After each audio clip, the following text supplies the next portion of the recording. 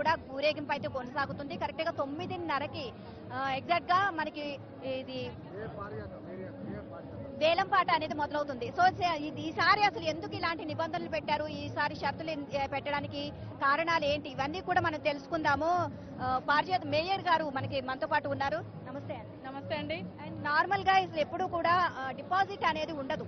So ఈసారి deposit చేయాలి అని చెప్పేసి ఎవరైతే పార్టిసిపేట్ చేస్తున్నారని చెప్పేశారు, ఆ నిబంధన అనేది ఎందుకు పెట్టారు? నిబంధనలు పెట్టారు అనే కంటే ఇబ్బందులు ఎదురవుతున్నాయి అనాలి మనం. ఎందుకంటే మీరు కూడా ఒకటి గమనించాలి, ఏ పనైనా చేసినప్పుడు సాఫీగా జరుగుతున్నప్పుడు ఏం కాదు, కానీ కొన్ని ఇబ్బందులు ఎదురైనప్పుడు ఒక రూల్స్ అనేది స్ట్రిక్ట్ గా పెడితే కొంత కంట్రోల్ ఉంటుంది అనే ఉద్దేశం.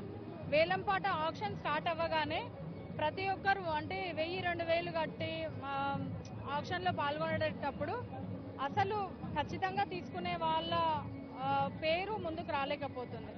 తద్వారా ఇట్లా ఒక రిస్ట్రిక్షన్స్ పెడితే ఏమవుతుందంటే కనీసం తీసుకోవాలనుకున్న వాళ్ళు మాత్రమే ముందుకు వస్తారు కదా అనే ఒక ఆలోచనతోటి పెట్టడం జరిగింది.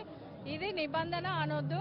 భగవంతుని దగ్గర ఇక్కడ బాలాపూర్ గణేశుడు స్టార్ట్ అయిన తర్వాతనే రాష్ట్రంలో అన్ని గణేశులు నిమజ్జనానికి బయలుదేరితే అది మనందరికీ గతం నుంచి తెలిసిన విషయమే. మరి బాలాపూర్ గణేశుని దగ్గరనే లేట్ అయిందనే మాట మాకు రావద్దు. ఈ గ్రామానికి ఒక ప్రత్యేకత ఉంది. ఏదైనా ఒక నియమ నిబంధనలు అనేటివి మేము అప్పటి నుంచి అయినా కట్టుబడి ఉంటాం. అంటే ఈ విలేజ్ వరకు మన పేరు ఇంతింతై వటుడింతై అని పెరగాలి, అంతవరకు బాగుండాలి అని అనుకుంటాం. కాబట్టి కొన్ని నిబంధనలు పెట్టడం జరిగింది. అది ఇబ్బందులకు ఎదురవుతారు కాబట్టి ఆ నిబంధనలు పెట్టారు. ఈసారి ఎలా జరుగుతుంది వేలంపాట?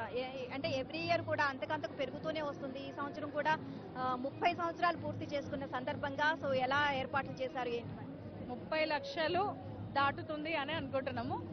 30 నుంచి 32 లోపల వలుకుతేనే బాగుంటుందని మేము కూడా అనుకుంటున్నాము. కానీ దైవ నిర్ణయం, మన చేతిలో ఏమి ఉండదు కదా. ఆక్షన్ అనేది పాడుతూనే ఉంటారు. ఇంకా దాదాపుగా అంటే ఇక్కడ ఎవరైతే గెలుచుకుంటారో ఆ తర్వాత వచ్చిన అమౌంట్ అంతా కూడా గ్రామం అభివృద్ధి కోసం చేస్తామని చెప్పేశారు.